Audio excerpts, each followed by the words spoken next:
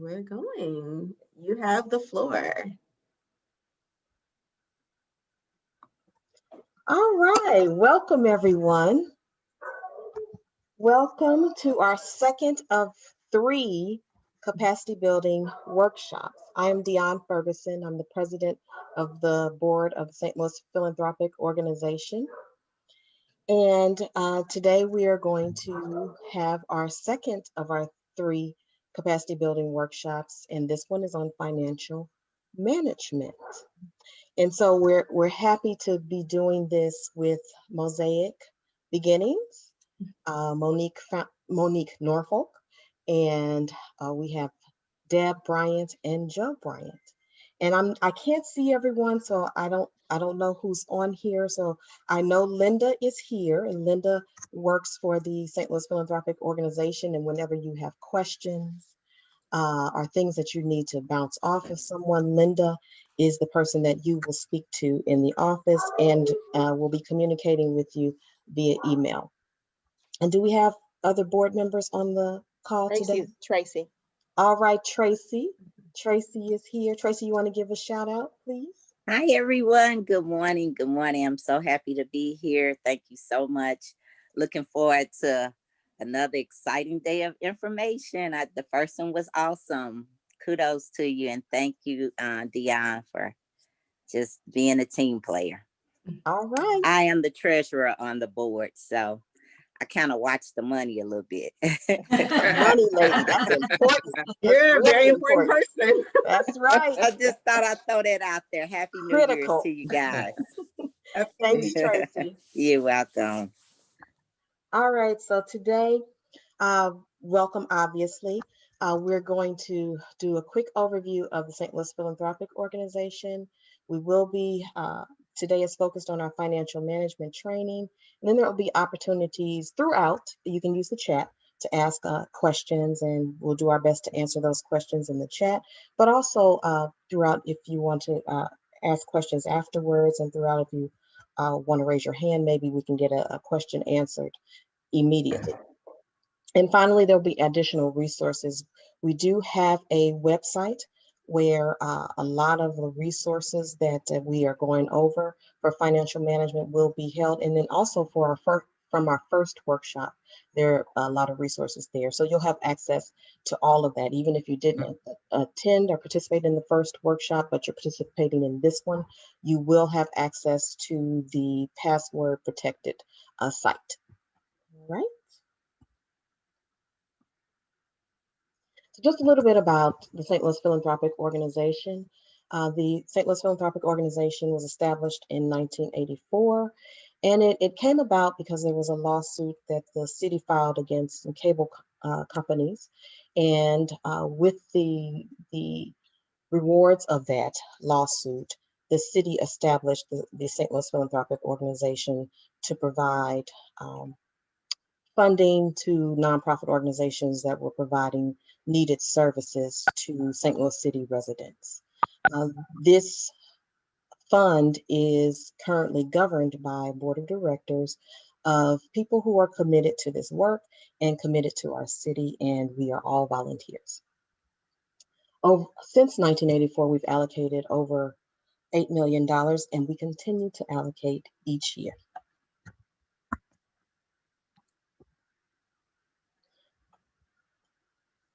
A few years ago, the St. Louis Philanthropic Organization went through a strategic planning, and through that strategic planning was born this mission, as well as some guiding principles. So our mission is to provide funding and capacity building to nonprofit organizations whose programs and services advance the quality of life for St. Louis City residents. Our guiding principles are that we are impact focused. We want our And when we talk about our guiding principles, these are the principles that guide the board in our work, but also they are principles that we're looking for in the organizations who we are funding. And so what we want is that to be impact focused, and so that we know that the work that we're doing is accomplishing something. There are goals that are set, and we're meeting those goals and positively affecting the lives of St. Louis City residents. We're community oriented. We're always having the community in mind in the work that we're doing, and providing a service and working not just for the community, but working with the community, and recognizing that people are always the center of everything. Commitment, we are committed to this work, and we expect that those that we fund to be committed to the work and to the people as well. Accountability, we expect people to achieve what they say they're going to achieve. So we're holding you accountable, and we're holding ourselves accountable to continue to do the work that's set out in our mission. Equity, we talk about equity, we're talking about racial equity. We all know that particularly this our area, the St. Louis region, definitely has some challenges as it relates to racial equity, and so it is important to us that our work has some effect in changing that for the better. And so we want your work also to have some effect in changing that for the better. And then finally, respect, just basic respect for our colleagues, for you, and for the citizens, the St. Louis citizens whose lives we are hoping to affect.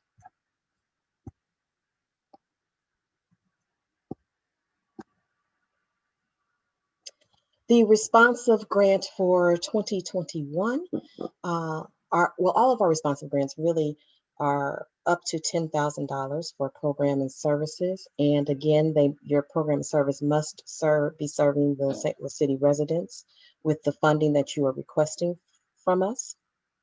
The application is available. It is on our website, and it is due on February 5th, on or before February 5th, at 4:30 p.m. in our office. So what we mean by this is that it is not that that's a postmark date. It must be in our office by 4:30 p.m. So if you're mailing it, be sure to mail it in advance so that it arrives on time.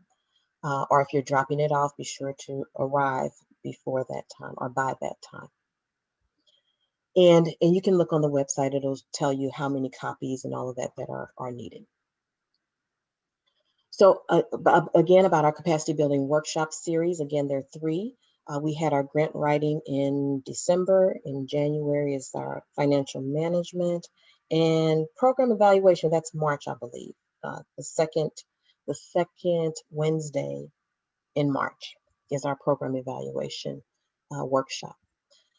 We also this year, that was actually last year, 2020, due to the COVID-19 pandemic, the board decided to offer some specific funding regarding COVID-19 to 4 organizations.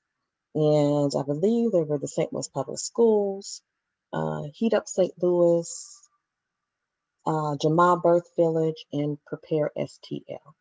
So there are times when the board can decide that there's something that is critical that's happening and address that critical need.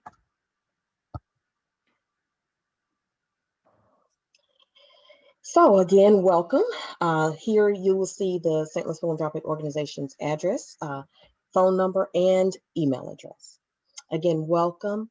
We're glad that you are here and that you joined us. And at this time, I'm going to turn it over to Mosaic Beginnings and Monique.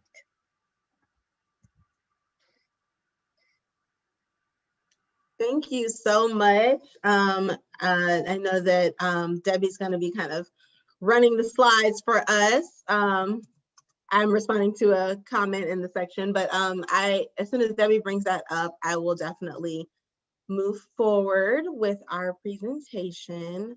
The way it's going to kind of flow is that though Joe is the expert in this field, we will be kind of behind the scenes. I have a team here, myself, and then Debbie's going to be running the slides, and myself and Mary, who is one of our consultants, will be monitoring the chat. And so we're going to just kind of be making magic happen behind the scenes as much as possible. And so I want to go ahead and get started. We can go to the next slide, actually. Okay, so plan for the day. Just wanted to share that with you guys, is that I want to do welcome and introductions. because I would like to introduce our presenter. I also would like to share that we're going to be breaking down budgets. I mean, it's a very comprehensive presentation that will be provided today. And then we will take a look at the password protected sites. And there will be a survey at the end because we're always wanting to receive feedback and just know how the webinar impacted you. Was it what you were looking for? And then also there are some questions from the philanthropic organization so that they can actually have an opportunity to know what your other needs are. So there may be some capacity building workshops down the road, and that's when they will they'll look at what you guys provide and decide kind of what they're going to do. So I just thank the St. Louis Philanthropic Organization for the opportunity to collaborate with them. It has truly been an amazing partnership and just so refreshing. The work that they do, the passion they have is just beyond words. I would like to go ahead and introduce our speaker, our presenter, Joseph Bryant. He has a master's in business administration. He is the senior nonprofit financial management consultant for Mosaic Beginnings.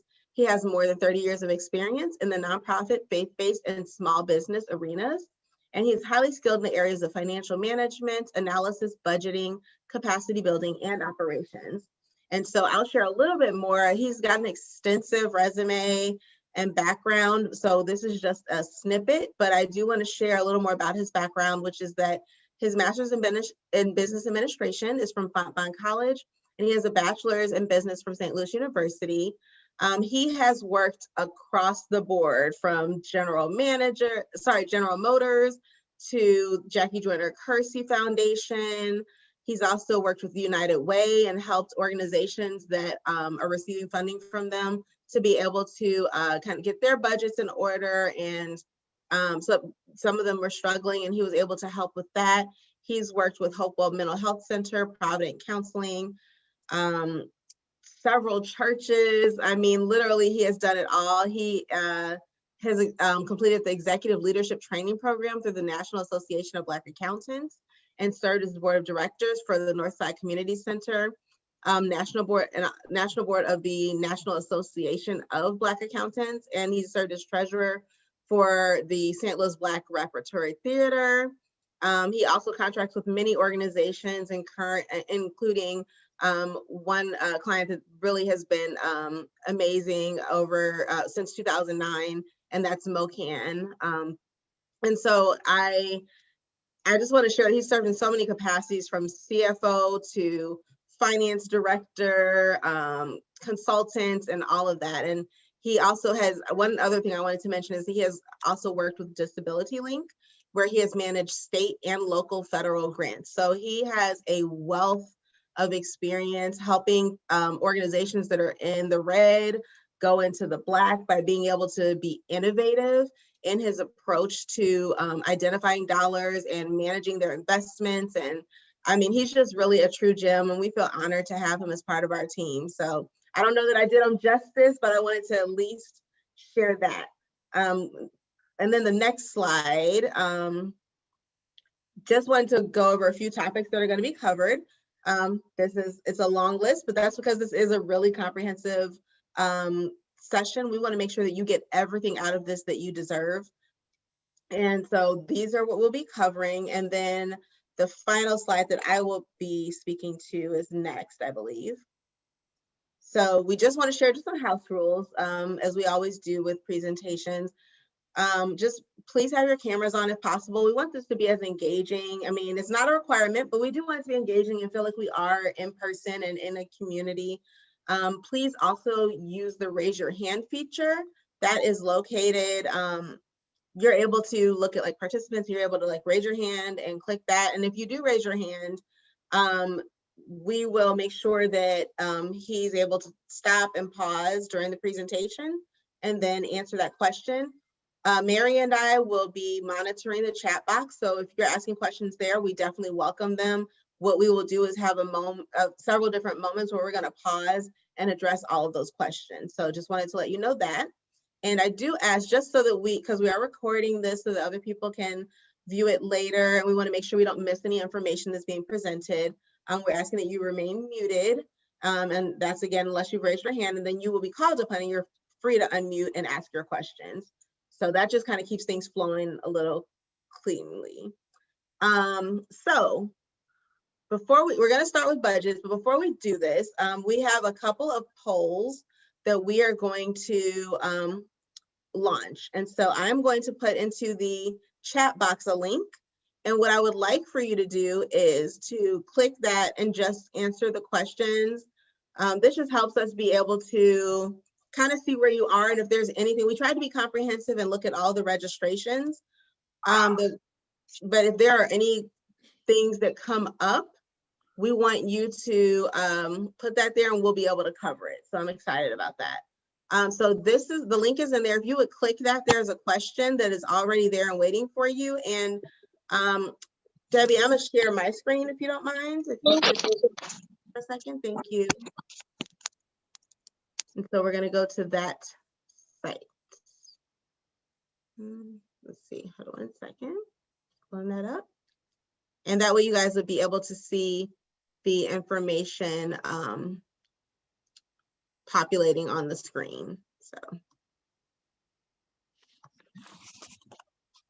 should be up.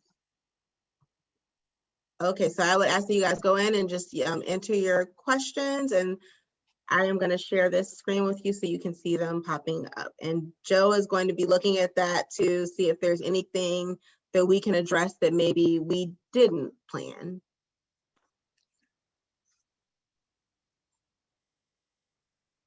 Okay.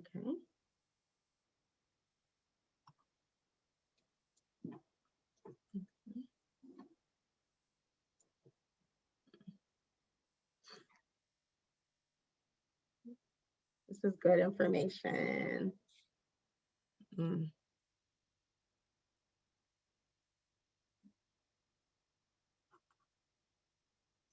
Okay.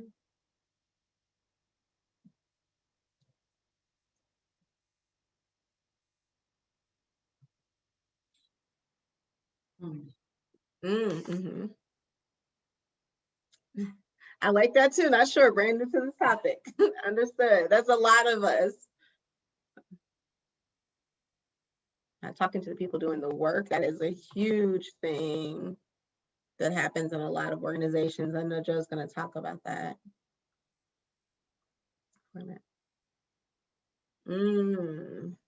So using data to drive the budget and not just goals or dreams, hopes and aspirations, but real data. Okay, building in a buffer. Awesome. Well, these seem like great responses. I have just a few more, only because we want to make sure that we do capture everything you all are sharing with us before Joe jumps in and shares his information. So I have, I think, 2 or 3 others that we're going to ask you guys about, and then we will jump right into the presentation. And so I'm activating that one. All right, and so you all should be able to click that same link. And now this is the activated question, and it says, what are common mistakes that people, organizations make when developing a program budget? So not just the organizational one, but now it's the program one that we're concerned with. Since they are very different and require, different approaches and all that. Okay. Yes, a lot of times the leadership, executive leadership is making decisions without talking to the people doing the work.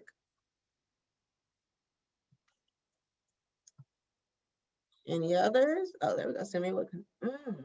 And that's true too. It's really important to make sure we're getting the voice of the community and involving them.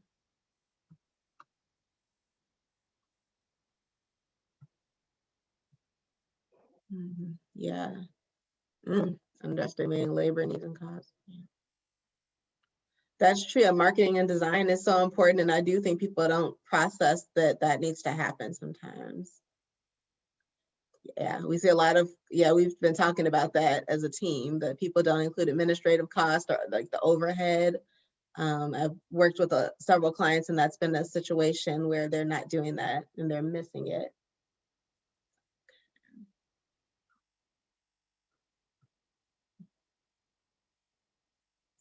Oh, making the budget to fit the available grant fund.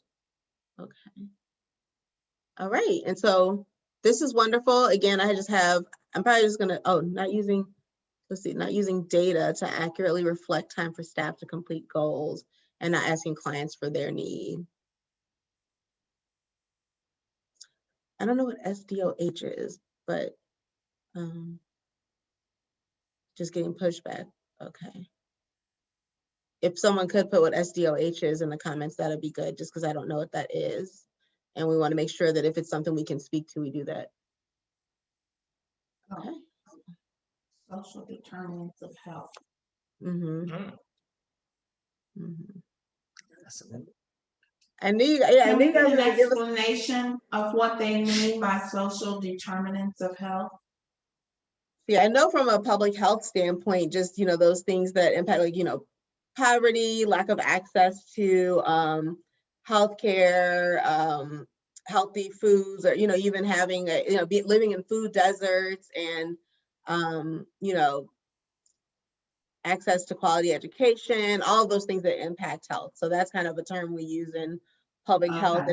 And when we don't account for that, we're not able to budget and meet the needs of the community. And so that's the thing. Sometimes we have to budget for some of those other things, whereas our program focuses on this specific thing. We need to consider some of the wraparound services and other needs in our budget as well to make sure we're fully supporting them. That's what I take it as, at least. Okay. Okay, so I'm gonna, just in the interest of time, because I know we have a lot to cover, I'm going to just ask you guys one more question. I think I probably had more, but I'm gonna back down on doing too much. So just because I get pretty excited about these kind of things. So I want to make sure that I back down and we give Joe like enough time to really dive deep. So I think I'm going to put this out there, and this question I want to actually ask you guys to look at it as organizational or program budget instead of me asking you a whole separate question. So I am activating the question. It says, what are the common mistakes organizations make when managing the organizational budget? So we talked about developing, but now I want to talk about when managing an organizational or program budget. What are common mistakes?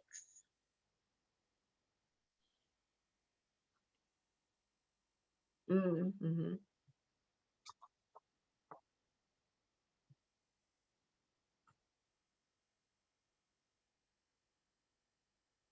And this has been really helpful because there are some things that popped up that I think are going to inform the conversation.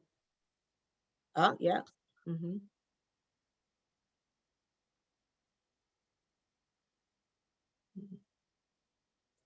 Accessing funds quickly. That can be a barrier to program delivery. Mm-hmm. I don't think this is a surprise to you, Joe. And the revenue timing doesn't. Oh, so revenue timing when it doesn't align with when you actually need to spend the funds. Maybe not updating and tracking as they go and trying to do it all at the end. That's definitely a huge issue. And that can be really challenging and things can get missed. Not setting check-ins to manage the budget. Got it. That's helpful. Okay, I'll just allow a couple more seconds in case anyone has something else they want to put there. And then I'm going to turn it over to Joe to work his magic and educate all of us. And I think our team will be off the screen, but we're going to be managing, I think we've got everyone in here. So we're going to be managing the chat section. And again, if you raise your hand, we're also going to be looking for that. If you raise your hand, we'll make sure that we can call on you right then. But again, if you ask questions in the chat, which we definitely welcome, we will have points where we're going to pause and answer those questions. So I am going to ask Debbie to bring the slides back up, and then Joe, it is all your show. Thank you so much for doing this. So we put the budget up. Good morning, everyone. I'm glad to say I'm very happy with the opportunity to present, financial management seminar and talk with you today, and especially about budgeting. A budget is a written estimate of what the board wants to happen in the organization during a year. But a budget is not written in stone. Today with amount of so much financial uncertainty, you have to be willing and ready to adjust your budget as things change.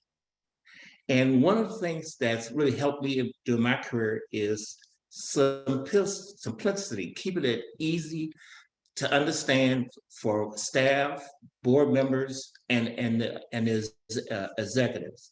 Because a lot of times, everybody's not an accountant, but you want to have documents and processes that make it easy for information to flow from the bottom to the top. And also, at the end of the day, when you look at reports, you understand where the numbers come from.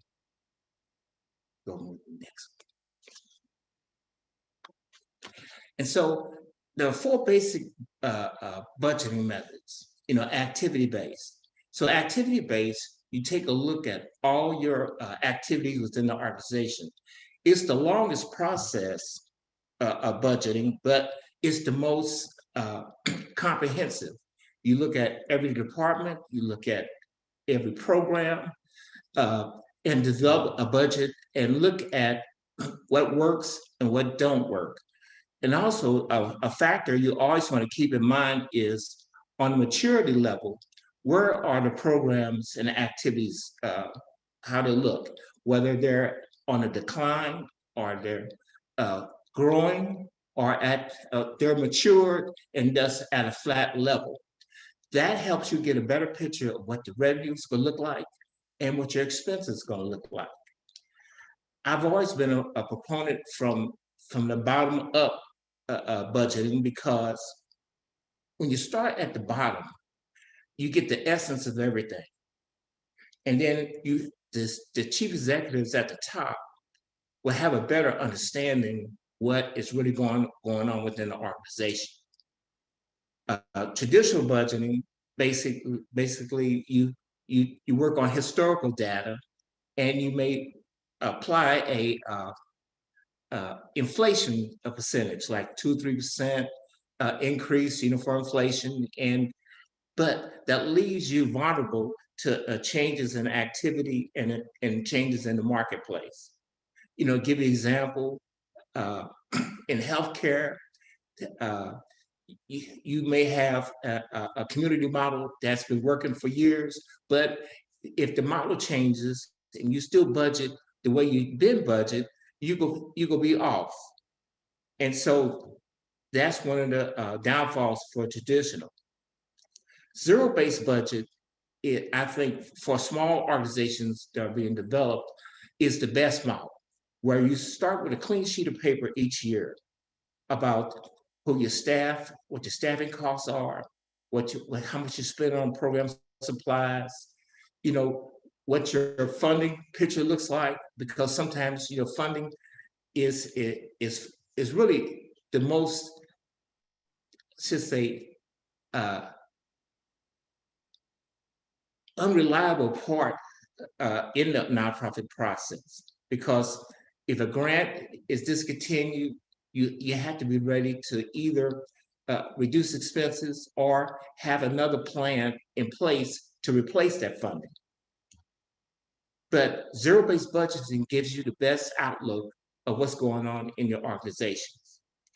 And then based on the size of your organization, your budget could be monthly, quarterly, annually, and the large organizations should have 3- and 5-year budgets, to tie into your strategic plan.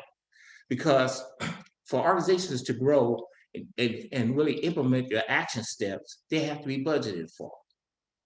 And so, as small organizations, give you an example. When I started with a community mental health center, medication prices were going through the roof. We were underfunded. So literally, we had to have a 12-month budget where I looked each month of what the expenses and revenues were. And that way we were able to survive. And one of the things that I find most encouraging with my career is we've never missed a payroll.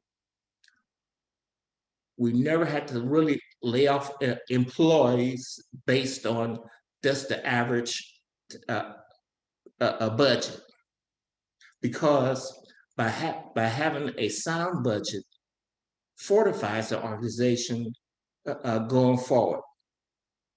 We'll go to the next one. You know, accurate financial reporting is critical. You know, to keep things simple, you know, a lot of times there used to be a lot of bureaucracy when it comes to paperwork. Used to be, I've seen organizations have 30 or 40 forms people fill out to, you know, to try to get something done. I found out that you can use 3 or 4 forms to handle the whole entire financial reporting process. Good internal controls start from the time something is approved to be purchased or expensed. And using that same form not only to order the supplies, but it contains what grant is going to be used for, what account is going to be charged to, and what location it came from. And so starting right there, you have all the information you need to get it in the system and find it in the right place in the chart of accounts and on the financial statements. Today, part of the process we will go through is I'm going to show you some simple documents. Even though a lot of these processes are computerized today, but the concept is still the same. So the chart of accounts, for example, chart of accounts is really a functional database, because what it is, it classifies all your revenues and expenses, and you can sort, dice them by location, account, program, to roll up to the organizational budget. And we'll talk about that. We'll deal with the revenue and expense side of the chart of accounts today. Next one. You also need to have a working knowledge of your revenue and expense line items. Now, revenue most important, whether it's fee for service, whether it's private insurance, whether it's a local grant, you know, like the philanthropic organization, United Way, or it can be a state grant, or even a federal grant. You should be familiar with where your status is. Sometimes in some budgets that ask whether it's committed funding, pending funding, secured. You have to have a firm handle on that, because that could be the difference between success and failure. And expenses. We want to have as few line items as possible. The reason that is for tracking and understanding, and for people really to understand how everything fits in the grand picture. Move to the next one. Now, your budget also has to reflect strategic plan initiatives, or sometimes we call them action steps. You know, give you an example, quite a few years ago, well, the board decided that we needed to expand our business into different areas because of the changing marketplace. We purchased a for-profit company. Yes, nonprofits can purchase for-profit organizations. And so we got into home health care. So in order to do that, we had to really look at the existing organization. We had to pare down some expenses to make room to make that happen, and also come up with some budget budgeting scenarios to see how much money we would lose in first year, second year, and our goal was to be profitable by year 3. So that's to the extent where the budget also has to be, from an organizational standpoint, very comprehensive. And today, you have to be willing to really think outside the box, whether it's, and also part of that is, just jumping ahead a little bit, you want to have a relationship with a bank or financial institution, especially when you look at how things are going today, how, especially with the COVID type thing, which we'll talk about a little later on, because it does have an effect on state and local funding of grant opportunities. We can go to that.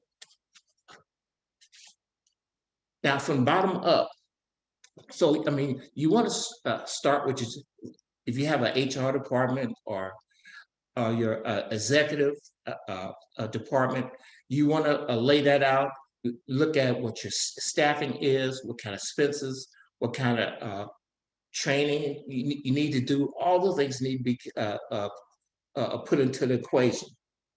Then, as you do that for each department, then you look at your programs, how many people you want to serve, how many staff you need to do that, and some of the other line items like program supply, that.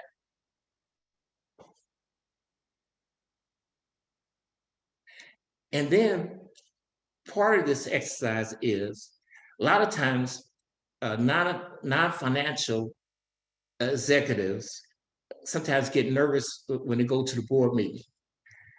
And one of the things I've always seen is, as a board member and as a chief financial officer, the treasurer may ask one day, when you look at budget versus actual, they say, well, why is salaries $7,000 over budget? A lot of times, depending on the situation, people will get nervous. But if you really work with your reports and understand your budget, like for example, in the situation, well, the executive director was able to say, well, we got a new contract and we had to hire some people earlier, that then the revenue came in, and we hope to close the gap eventually. And so with the data we're collecting, you'll be easily be able to understand why there's a variance. Go to the next. Understanding the services delivered. Also part of the budget process, today more than ever, you want to have metrics associated with your budget. So, like, for example, understanding services. Let's say you have a daycare, and you have 100 kids there, but you need at least maybe 75 to break even. Well, you should have a report, which is easy, which we'll go over a little later, to keep you abreast of that, where if you starting to have 60s and 50s and 40s and a few 70s in there, that should ring a bell saying that you need to look into a situation. Why is this happening? Do I need to adjust revenue or expense because of this? So it provides little warning signs as you go along during the year. And then also, you want to establish who has the authority to approve expenses. I remember when my first assignments, all kind of people were trying to get purchase orders, order supplies from Office Depot and Hobby Lobby and stuff like this. Stuff was appearing, and I said, what in the world? So quickly we had to get control of that, because you can't be responsible for a budget with everybody doing stuff and not telling you. So that's one of the key things we want to make sure is also a good part of internal control, is who has the authority to do what. and then also look at your staffing. Staffing is the most expensive component of operations. And see, sometimes when you don't look at your programs, the ones that are on a decline, those people will be better served by moving them to something else, or sometimes, even though you hate to do it, but you may be a need for reduction in force. But you just can't carry people like you used to anymore.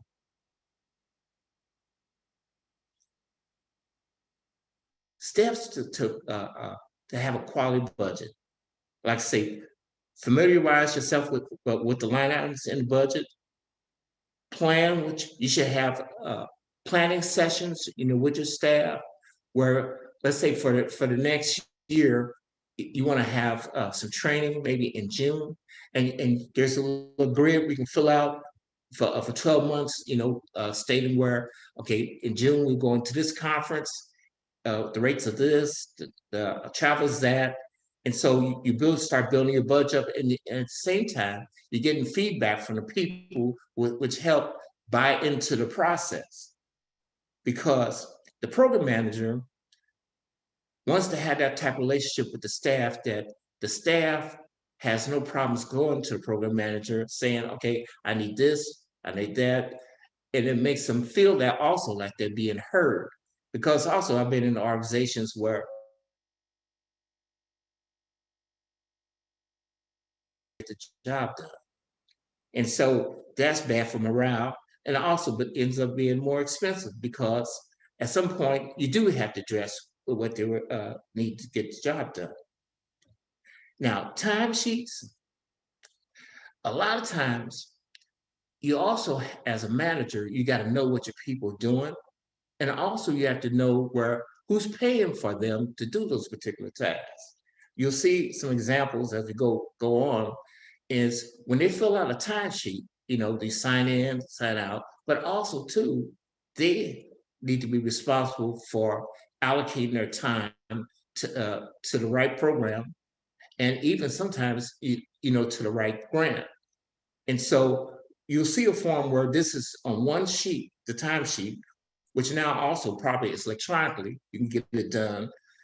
You check off the box, you put your hours in. If you worked on program A, 20 hours, program B, another 20 hours. So you delineate that on a sheet, which helps when you get down to the finance department. When they're putting the financials together and do the billing for the grant, everything matches up. I've been in situations where the auditors were coming in a week after the year closed, and they had grants. You couldn't tell what grant was used for what, and really what ended up happening is the organization got put on probation because of lack of auditable information. And so it's always good to do it the first time, right? The first time. Because I foresee that this group that I'm talking to today, the organizations are going to grow. You're going to grow to the point where you have your annual audits, and then and as you get audited, you want to have good, clean reports, which help you get more money as you move on, because it shows that you're good stewards of dealing with what you have. Then, if you have a program based on state and local grants, you also want to have a relationship with the grantors and making sure that you're supplying the information they need, whether it's demographics, whether it's actual time use, those type of things are increasingly becoming more and more important. We'll go to the next one.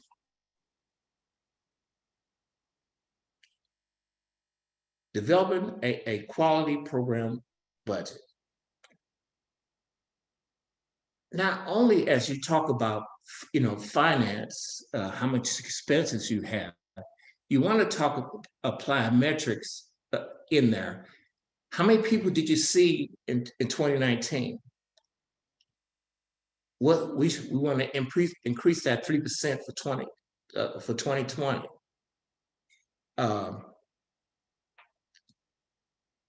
Always your culture in the organization also needs to be a development culture where you're always looking for that next funder, because it's very competitive out here.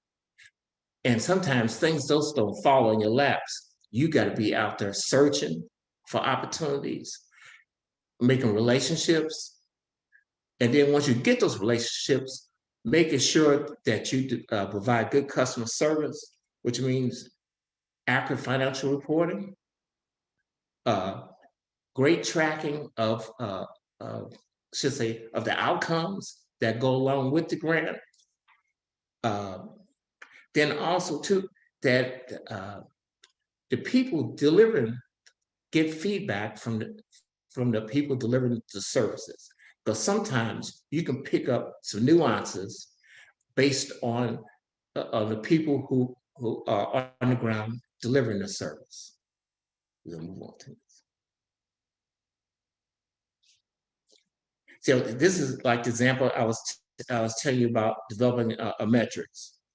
And so you wanted to have a goal each week of what number you need to hit to make sure that you're on target and staying with your budget. We'll move on to the next. Okay. Now the chart of accounts. I've seen organizations that have chart of accounts that are 16 pages long, and so that's a nightmare. Try to administer that. That's the reason why we should have as few accounts as possible. And so for this exercise, we're talking about the revenue and expense side of the chart of accounts. Okay, so for example, we have the 4,000 series is for revenue. And so what you could do is, let's say you have 3 grants of different types. So 4,001 could be one grant, 4,002 is a second grant, or 4,003 could be the third. So you see from revenue side what you're billing on each one of those separately. And then when you look at the expense side of it, I use the other expenses account 6060, for example.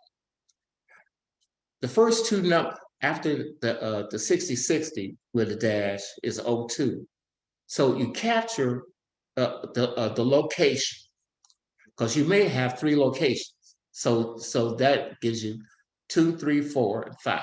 So each one of your locations will have a number.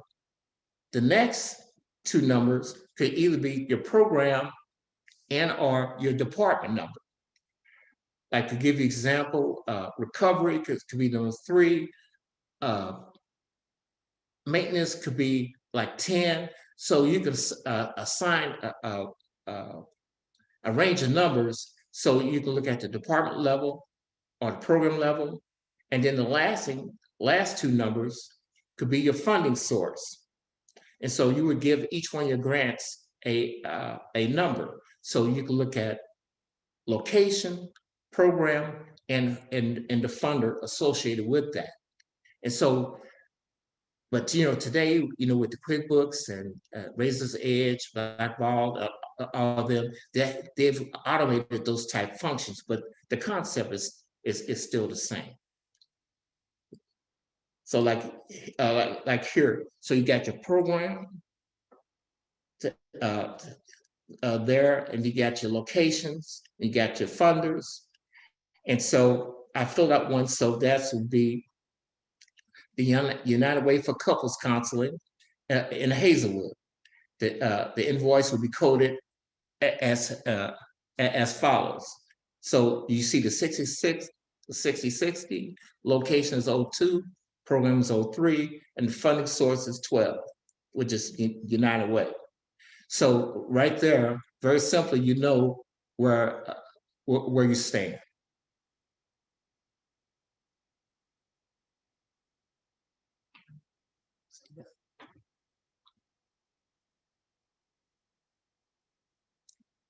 Now, so on the simplest example, this is, the XYZ Counseling Center. So you start with your budget worksheet. So let's say, example, you're a small organization, you got 3 or 4 employees, and you're doing counseling. So on the revenue side, you write down what your grant, what your funding sources look like. So we have DHS and CFS. And so you got 21,000 and you got 27,000, those two, and a total of like 48.6. And so that 48.6, you look over in your budget, in your financial area, you should see that 48.6. So it appears in your budget workshop and also appears in your finances. And then you go to look at your public funding, you look at your program fees, the same thing. And then your total revenue you came up with is 150,000. And you see 150,000 in your financial statement on your profit and loss sheet. So as an executive director, you know what that figure is made up of.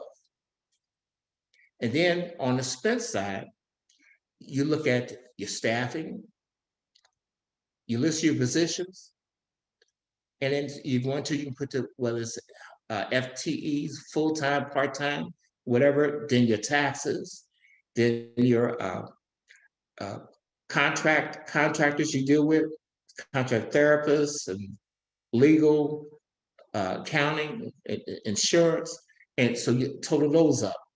So bottom line is, when you get down to the bottom, your budget is balanced, and you'll see, the key figures in the right place. Now, this is a very simple presentation, but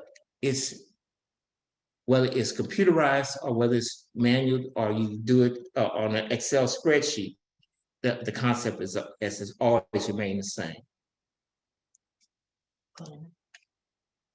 Now, hold on a second. Now, do we have any questions at this point? Okay, so this is me. I wanted to share that Beth had a question, and I think you're going to be covering this, but I just want to make sure that I mention it. It was in the chat. It says, if you are a newer nonprofit and your expenses were easily maintained manually, but now you need a program to be able to budget per program. So I guess more like a software program. Is there a program to develop such a budget that you recommend? So I think you're covering this in program budget. Yeah. Oh yeah, we're talking about that in financial tools. Like, give you an example. One of my first, I got my accounting training at General Motors Corporation. I was there for like 13 years, and I had a chance to work in every financial department there at the plant. It used to be right there on Union and Natural Bridge. And so when I went to my first nonprofit, they were doing stuff on paper and pencil. And back in those days, Peachtree was a very inexpensive software, which eventually got bought out by Sage. But QuickBooks, for example, or you can even use Excel. QuickBooks has a module in there where you can develop your budget. So you can develop it by program and roll up to be the organizational budget. So, but that's kind of an inexpensive. Yeah, they have a nonprofit version because give example with Disability Link, which is a large nonprofit that works with people with disabilities. They have about 6 different grants, and so I use QuickBooks Nonprofit Premier, where not only you can build your budget in there, but you can track things by grant and by program, and it's all about how you classify.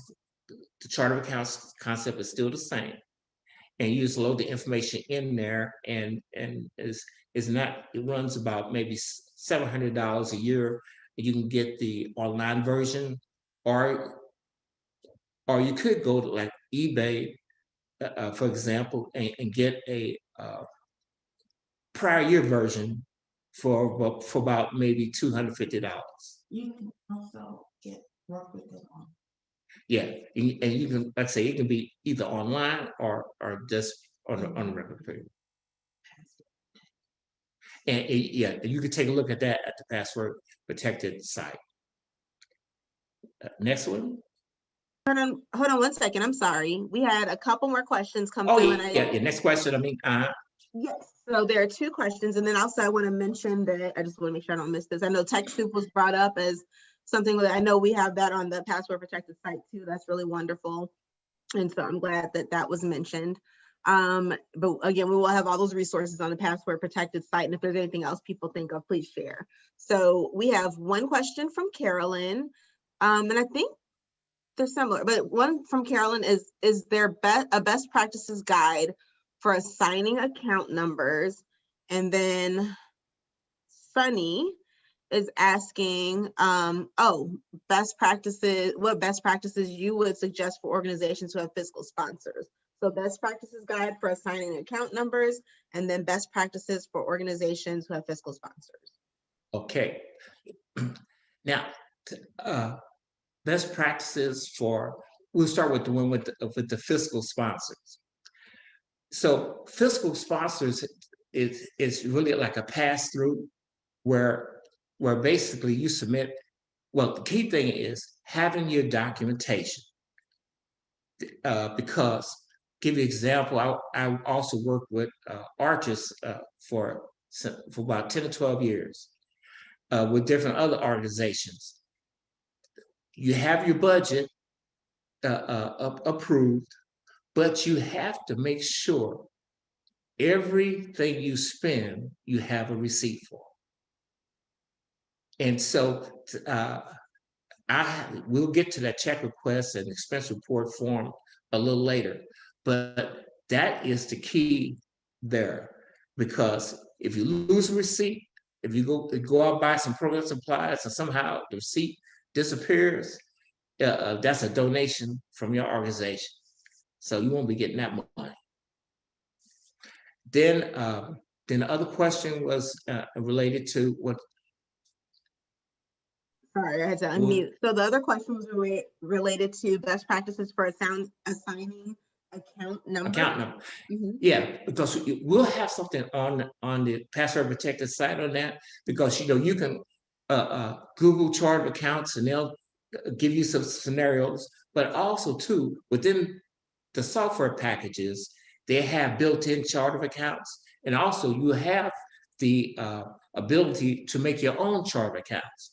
And that's one of the things that I've done in my trainings is I customize the chart of accounts for each organization. And just to keep it simple, because give you another example. If you're a board member, and let's say you're a treasurer, you want to be able to see the same numbers that you see in your monthly financials, in your audit, and also your 990, because that's a critical document that everybody has to submit each year. And so that way, anybody who comes along to understand how the business functions and where the numbers come from. And so what I always try to do is keep it simple. The chart of accounts reflects what the auditors set up from the programmers, and then also what the 990 classifications that are required. So you see all the numbers across all 3 reports. And then just cover a couple more best practices.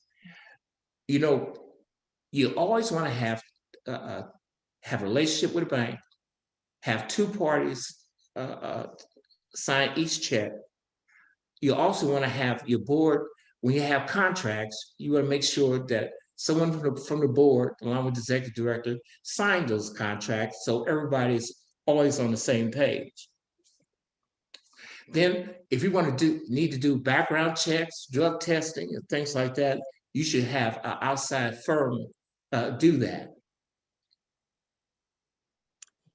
And Joe, I had, so there were two questions. One I can answer. They were just wondering if, because other people might have this question, if there are any free budgeting options and tools. And I know that our team has uncovered several of those, and that there are some, and those will be on the password protected site as well for you to be able to access.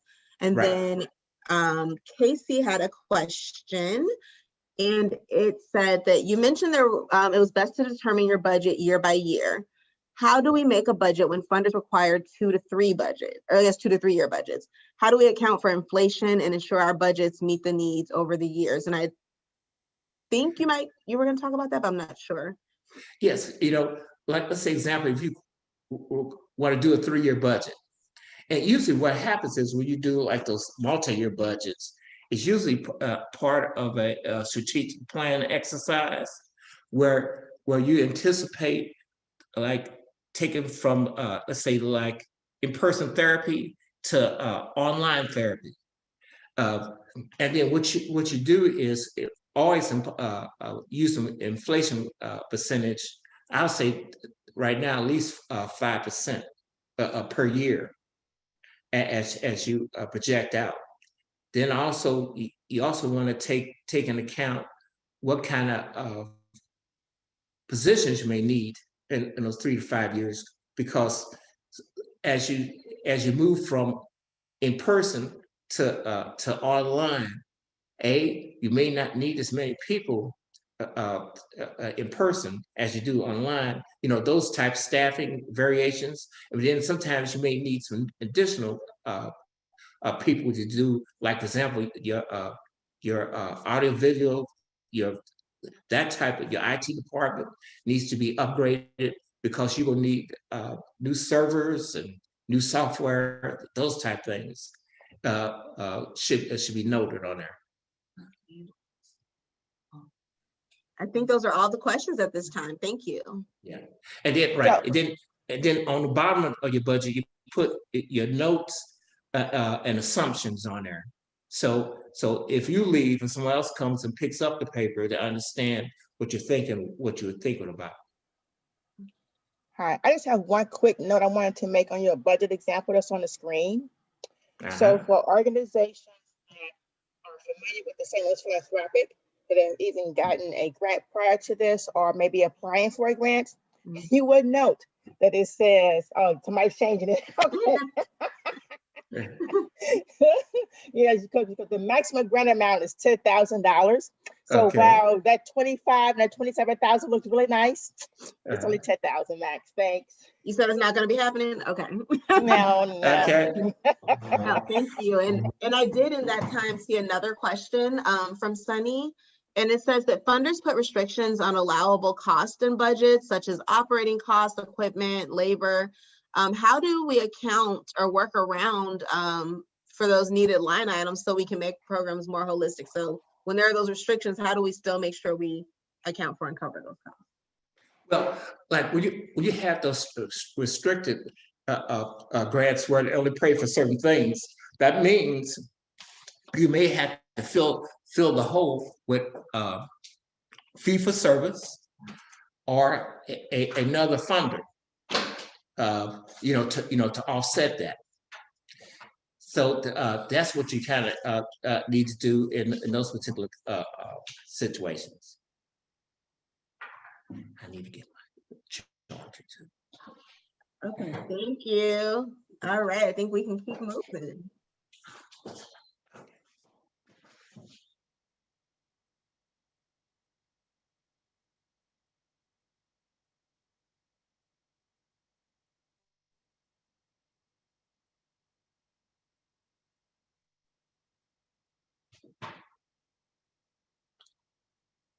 Now, this is the check request, and it can be a check request, expense report, if you use the company credit card.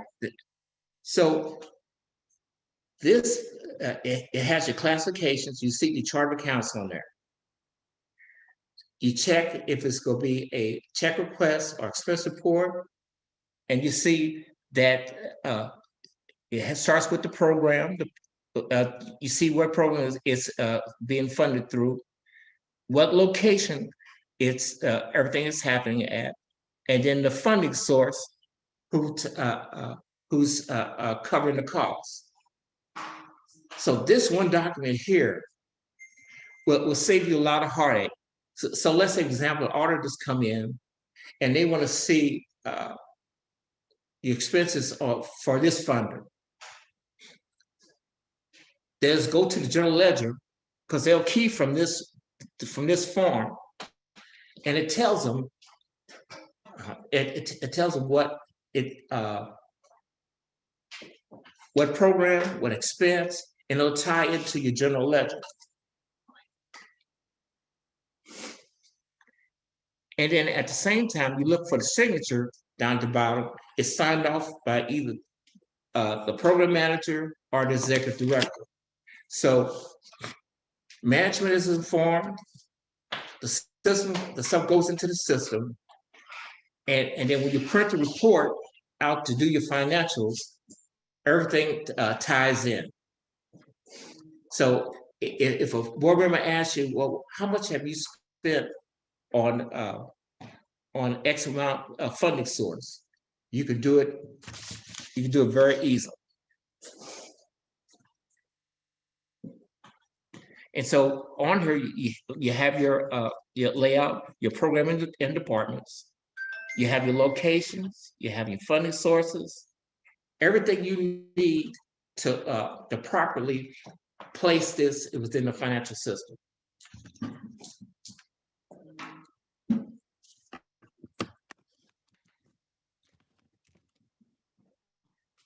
Go to the next one.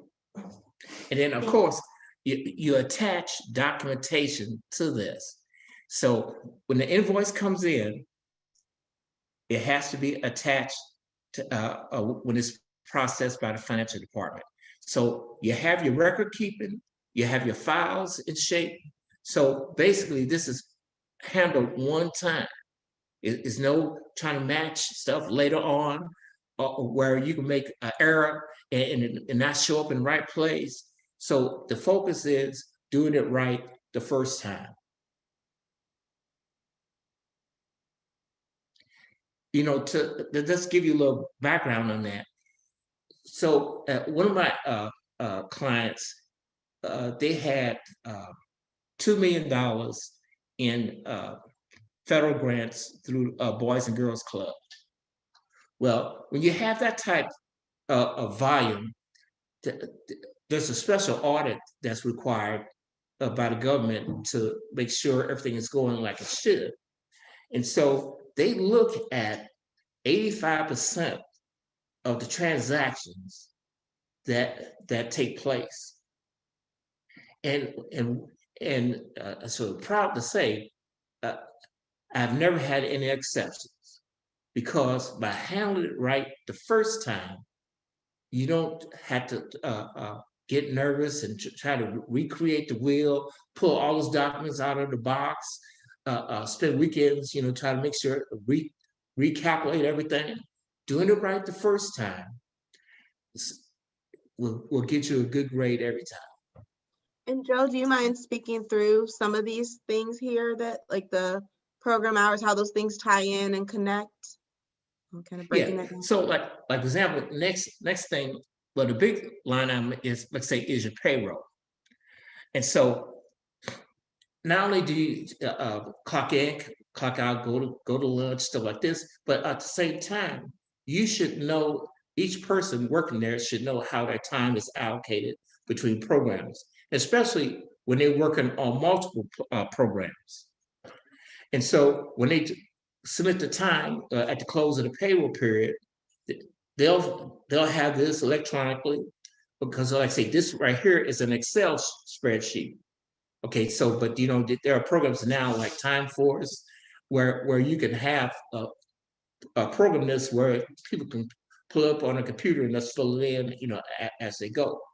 And so when they calculate that time, it goes all the right charges that go into the right program buckets.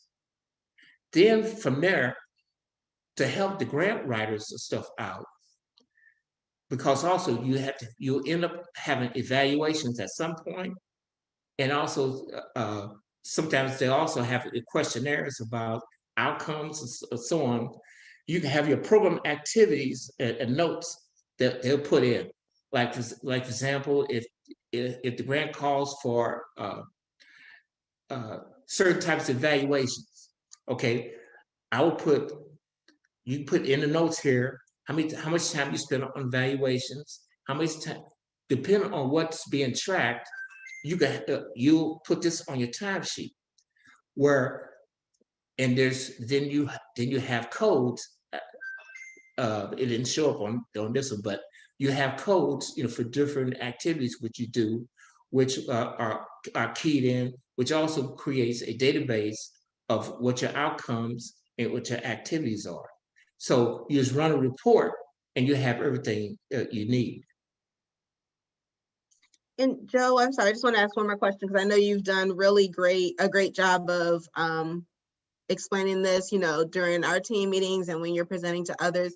With those hours, do you also suggest that for the grant purposes, that people document what their actual activities are? And I know we have about 18 minutes left. But Okay. yeah, because I guess Yeah. that helps too with grants and stuff, right? Right. Exactly. Because see, right here it says program activities and notes. You put your stuff in here, and then in some cases you could even assign a code. So let's say for evaluations could be like A1, domestic violence counseling could be A2. Those type of things. And you can run a report at the end of the payroll cycle and look at what your staff was doing by code. So that keeps you informed as to what people are doing, and you can also apply costs to that as well. We'll move to the next one.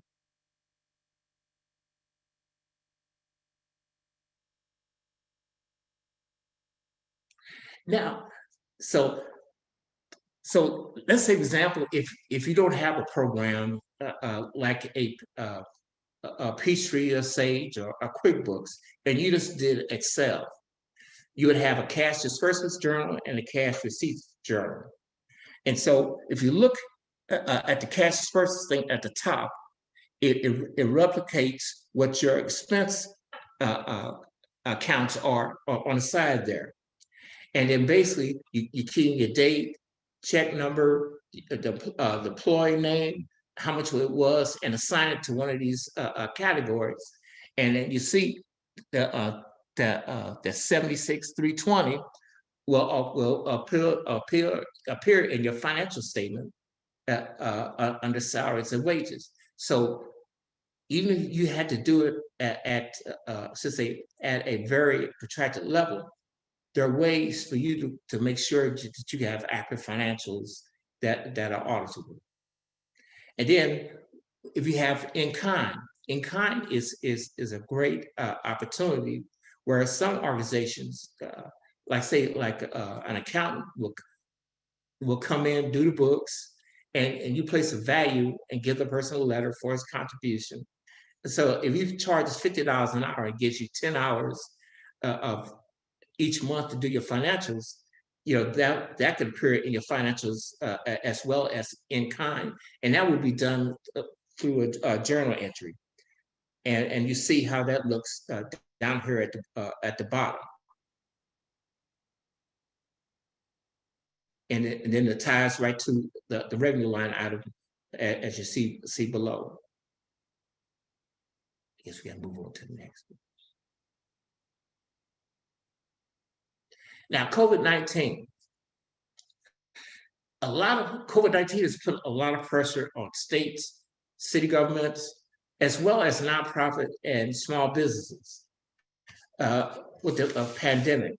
And as I was alluded to many times, several times before, about having a relationship with a bank, the latest round of the payroll protection plan program is out now, where you can get up to $2 million depending on the size of your organization And this is supposed to be a forgivable.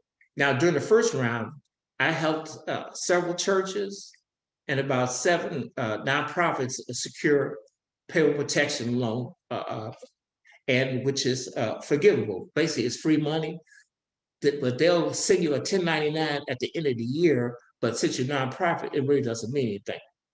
But that is something that you want to take care of as good. The program ends March 31st. So based on projections on how your revenue look, because you want to keep your staff in place, I suggest that we seek out, should say one of those programs, to get you some funding to make sure that you keep operating.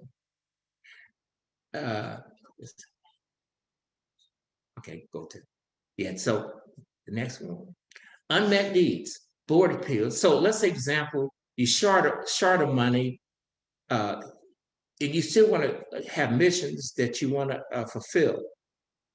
Board appeals is a good source because you want to have your board really engaged.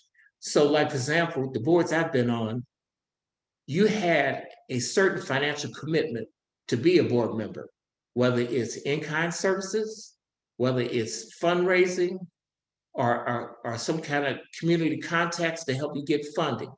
Those are some things that you need to get out of your board, because like I say, you can't make all this run by yourself. Restricted fundraising. So let's say, for example, that you had a program that had restricted funding that didn't cover all the stuff. Well, you could have a gala, you could have a virtual online dinner. Matter of fact, the virtual concept has really breathed a new market for fundraising, because, like example, instead of having a dinner where you're paying the hotel $75 a plate, you could do the same thing, have it online, and make it cost you less than like $10 $20 a person. So, okay, then community partnerships.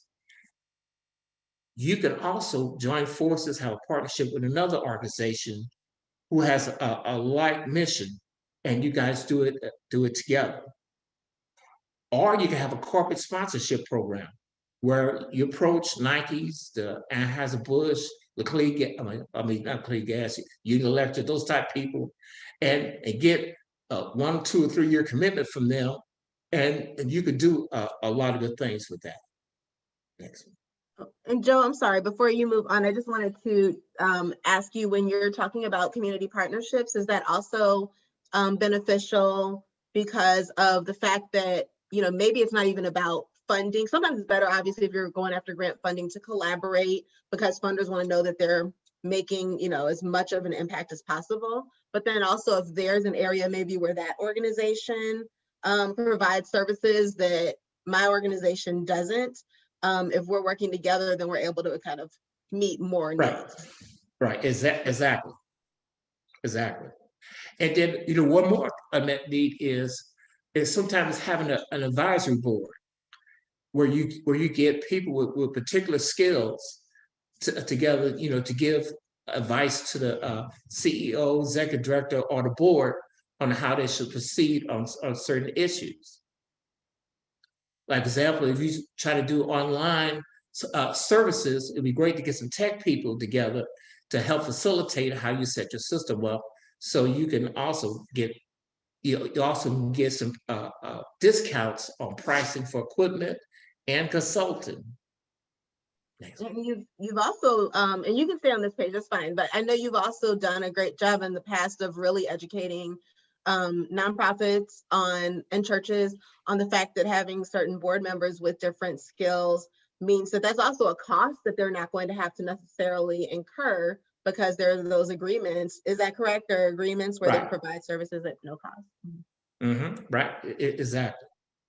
And then, talking about some of the common mistakes about the organizational budget. Sometimes in the past, I've seen situations where you slash revenue, and slash expenses, but you really don't know what you're truly slashing. And so let's say if you have grants that cover XYZ services, well, that if you expect to get the money, you still have to have a service in order to get it. And so that's I'm a proponent of bottom-up budgeting, where you know what is funded by who, and so you have a more informed a vision about what you're doing. Yes. Same thing on the program staff. You also got, let's say you got to look at where your program is, how it's funded, how much staff time you need to make this happen, and then also being able to pull together the data to tell the story. Just a short departure, like example, there's a lot of good work done in the community, but nobody knows about it. And so if you're able to tell your story, you can exponentially get funding to help you complete that story.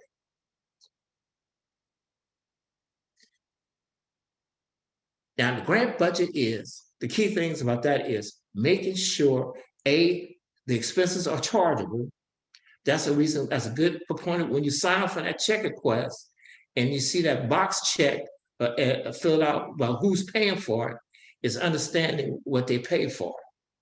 Then also setting up a designated file for expenditures for facilitate billing, where you have those check requests that goes into general ledger, then there's a printer report, and they can fill out the monthly billing advice and get the funding returned to them easy. And then also the tracking of staff time, because that's the biggest proponent, and be able to defend what people are doing and why they're getting paid. And that's it. And so, yes. Also, we wanted to talk about the fact that a lot of people ask about financial tools and resources, and that is going to be on the protected site. There will be a document there that will have links to the websites, and that will give you information on the different tools and the different resources. And of course, they range from free to about $28 per person. And as you go through it, you'll be looking to see whether or not the size of your organization, because based upon the size is really where the cost is, from free to where you have to pay nominal charges. Thank you. I appreciate that. If you, that's really helpful information. I've looked at it and it's really comprehensive. So I hope that you guys do take a look at that. We're going to, I know we have about 6 minutes left, and Debbie, if you'll let me share my screen. Yes. Thank you. Okay, so I just want to share this password protected site, which Linda's going to send out after this is over. She's going to share that with all of you. And this is where we have a variety of resources, tools, video. I mean, there's a lot of information, and it covers all these financial management components, grant writing, racial equity, evaluation, program development. It's just really a wealth of knowledge to have, because the St. Louis Philanthropic Organization has really committed to this being, these capacity building workshops leading to you all being able to sustainably move forward with your organization and grow your organization. And so it's beyond their funding opportunity. They want to make sure that you have access to information that will help you regardless of whether you're applying for their funding. And so I really applaud them for that and for investing in this. And so this, I just want to quickly share. I'm not going to give you guys everything. You can go and visit it when you get time, but under tools and resources, I just want to walk through and just share a little bit. There are evaluation tools. There are the financial tools we mentioned. There are a few others that are also going to be added there. We are consistently updating this just to make sure you have a lot of information that you can access. Program development tools, things like that. Reports that you can access, databases, dashboards, all of that you can go in and easily gather data from. that you may need for different grant proposals and to guide your budget decisions, as was mentioned. There are templates and reports here as well. So this on this page, we've included the actual application should you decide to apply for the funding. And then we have just like an example over here. These are, not based on any actual programs. It's just an example in case you want an idea of how should I respond. But again, Linda is going to be your best option for that, just talking with her. So just again, scrolling through, there's a lot of information here. And again, we're adding stuff consistently. And so then I will go to helpful links and then helpful videos, just so you guys see what's on here. So there are, these are the financial ones right here that you can access. Again, we're going to consistently be adding information. And these are their websites. So that's going to take you to those links will take you to their websites with information. And these are also databases that you can go through and identify additional like community need data, anything you might need. We're hopeful we've covered most of it, but of course there's a chance that something's missed, and just let us know. We'll do what we can to add. And then videos. So there's racial equity videos, evaluation, logic models, theory of change, grant writing, financial management. So a lot of the things that have been discussed today, there are also videos. They're very short and they break it down. I'm someone who, this is not my area of expertise. And so our team really tried to find something that broke it down for you in a way that, most people are going to be able to understand, and you can continue to go back because this is a lot of information today. So this way you're able to go back and just review this. The templates that Joe shared are going to also be on there, so you'll be able to access that. And as they shared, there are other types of budgets that they're going to put on there. So this is only one format, but there are a couple others that he's going to place on the site, so you have access to that. I want to, I guess, Debbie, if you can go to the next slide. I would like Dion to be able to kind of close this out, and I'm going to put a survey link in the chat box, but I know Linda's going to send that out as well. But if you could share the slide, and Dion, I welcome you closing us out, please.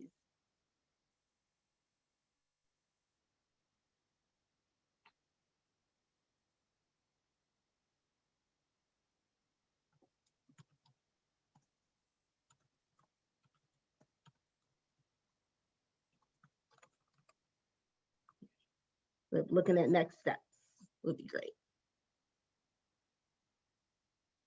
Oh, I was just talking and I'm muted. I said a whole lot there. So let me start over. Thank you again for joining us. This I know is for many people, including myself, who is a nonprofit manager as well and has to deal with budgets. This is a very difficult subject. And so I'm thankful to Monique, Joe, and Deb for breaking some of these things down for us, and especially for the tools that are available to us that we can access through the protected site. So hopefully this will help all of us as we move forward. We're doing these capacity building workshops, not just so that you can apply for a grant to us, but so that you can really build your organization so that you all can provide the needed service that for the City of St. Louis residents and all of the people of the region that you serve. And so thank you again for joining us. Please check out the password protected site. Send us feedback on it so that we know if it is working and doing what we want it to do. Again, thank you for joining us. We will have our third and final workshop on March 10th. I believe that's Wednesday, the second Wednesday in March, and that one will be on evaluation. Again, thank you. Be well.